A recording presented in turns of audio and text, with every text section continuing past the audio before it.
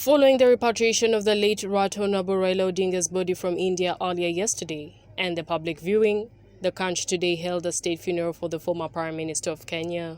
The day began with national leaders paying their final respects at the Parliament buildings, led by President William Ruto. I made a stop, but I'm sad to say I'm on my way.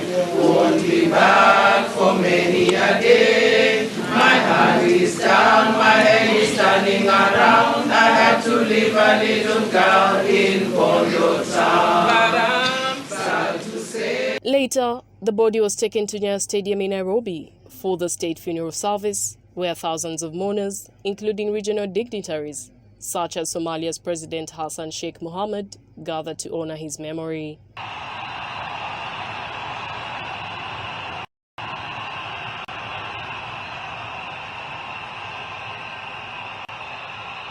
Tributes flowed throughout the day, describing Raila Odinga as a statesman and true leader who fought relentlessly for democracy and equality. His children Rosemary, Winnie, and Raila Jr. shared personal reflections of their father, celebrating his love, humility, and enduring guidance. His wife Ida Odinga recalled treasured memories and urged Kenyans to uphold peace, echoing his final words of unity and hope.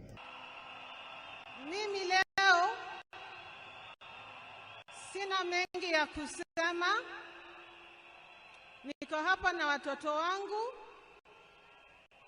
Huyu ni mtoto wangu wa kwanza anaitwa Safi. Na huyu ni wangu wa pili anaitwa Senai. Niko na mandugu zangu huko nyuma. Junior na Winnie. Na my cousins pia wako. To fellow mourners and all protocols observed. I don't know who I'll miss more, my dad or my superhero.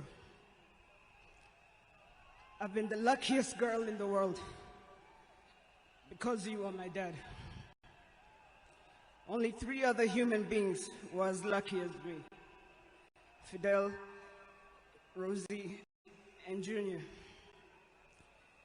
Dad, you are light, steady, unyielding, and deeply human. Dad embodied resilience, courage, and unwavering commitment to the ideals of freedom and justice. He always stood for what he believed was right, sometimes at great family cost and personal cost as well. He was my hero. And his legacy lives in me, in my siblings, and in all those whose lives he touched. I am my father's son. And that is why I will continue to fight for values he believed in: justice, fairness, and service to others. But one thing that he kept on repeating to me is that we must urge Kenyans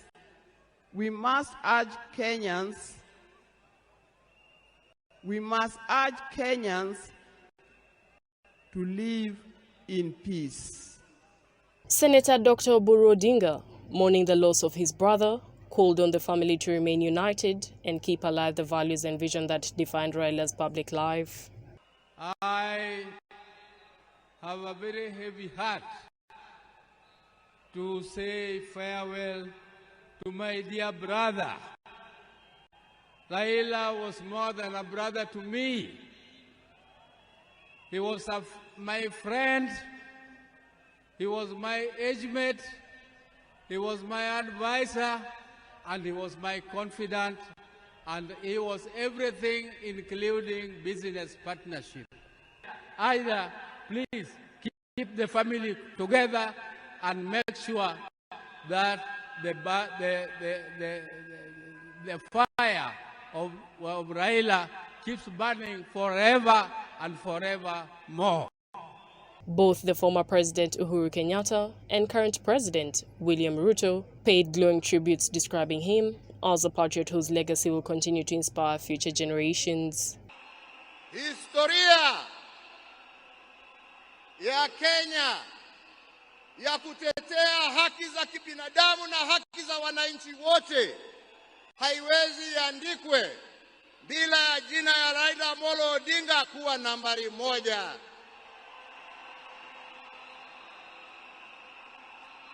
My brother, Raila Amolo Odinga, was one such leader. Across space and time, there are few exceptional persons who, when summoned by the call of history, rise to meet the challenges and opportunities of their time with indomitable vigor. Stands with you in this moment of sorrow.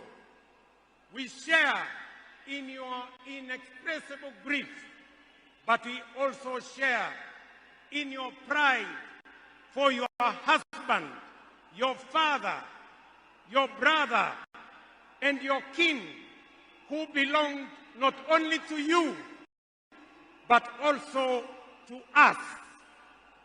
Thank you for sharing him so generously. Raila Odinga's body will next be taken to his family's ancestral home in Western Kenya, where tens of thousands are expected to gather before a private burial on Sunday. His passing leaves a profound void in Kenya's political landscape, a vacuum in the opposition, with no clear successor, as the nation looks toward the 2027 elections. As Kenya bids farewell, the memory of Raila Amolo Odinga endures not only as a political leader, but as a visionary who turned struggle into strength and hope into a national legacy.